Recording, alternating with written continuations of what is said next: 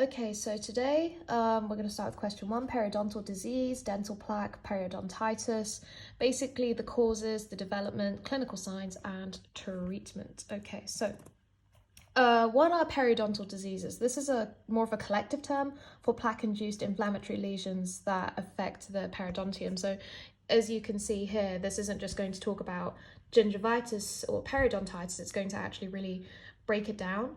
So basically, periodontal diseases, how are they caused? Basically by bacteria, viruses, and toxins. And periodontal diseases are split up into these four stages: gingivitis, early periodontitis, moderate, and advanced. And basically, they're based on a number of things. One of them is increased mobility, which we'll talk about soon. So firstly, we have the gingivitis stage. We know what this is. We know that it's inflammation of the gums, but it's also, how do I put this? Plaque covering the tooth. So this is the yellow stuff, and you can obviously treat this. You just need to scale the tooth. So that's stage one. Stage two is early periodontitis. So it's very much the same. You still have plaque and inflammation of the gingiva, but you also get noticeable pain and halitosis. It's the same. You can treat it. Now, stage three is where it gets a bit serious. We have moderate halitosis, it's moderate periodontitis, not early periodontitis, sorry. It's halitosis again, it's painful again, but to the point where we actually will see behavioral changes. This is when an owner might come in and say, oh, my dog isn't eating. And this is because we no longer have plaque. So plaque is the yellow stuff covering the teeth. Now what we have is tartar. So it's becoming thicker, more solidified, darker, and it leads to even more infection, which leads to the gum bleeding. So you can't really see it in this picture, but this gum is like so much redder than the previous stage. And it can still be irreversible if you intervene early enough. Now, advanced periodontitis, you can see even the root of the crown is so thin here. Basically, a bacterial infection has destroyed the gum, which you can see, the tooth, and the bone.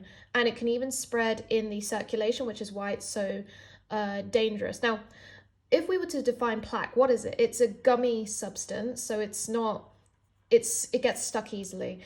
And it usually comes from your meals. And if, let's say, you don't brush your teeth for 24 hours, what happens is the salivary salts in your saliva bind to that and form plaque. And basically, over time, it can accumulate and mineralize, so harden,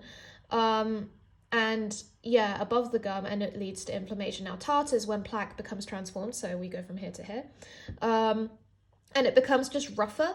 And what happens is, the reason it makes a gingivitis worse is because it irritates the gum even more. Now, another way to diagnose it too is not just like by visualization. The best way to actually identify the specific stages, because identifying gingivitis, periodontitis isn't too bad.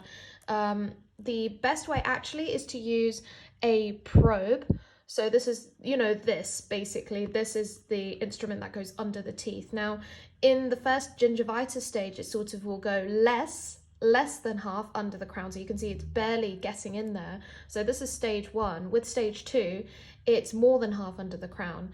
Now, by stage three, it actually can go all the way through. That's how you know the root of the tooth is like just so weak from periodontitis. Now, in terms of treatment, a lot of us will mention, teeth cleaning.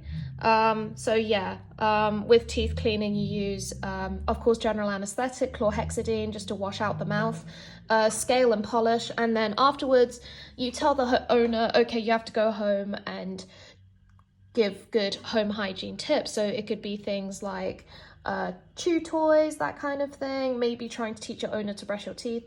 Periodontal surgery is another option. So teeth are usually extracted, but you can operate. So what we would call this is a gingivoplasty, or maybe implants, for example. You can do extractions, which haven't been shown here. Restorative dentistry, so like filling the teeth, which we'll talk about later. Adjunctive medical therapy, so these are things like antibiotics, like, metronidazole, chemicals like zinc, fluoride, xylitol, chlorhexidine. Basically, adjunctive medical therapy doesn't just help with the whole infection situation, but it also helps control plaque. That's the main thing. And yeah, home dental hygiene. I think I already mentioned chews and brushes, but one thing a lot of people forget, including me just now, was diet. So polyphosphates can bind to the calcium carbonate in the saliva. And that's question 1.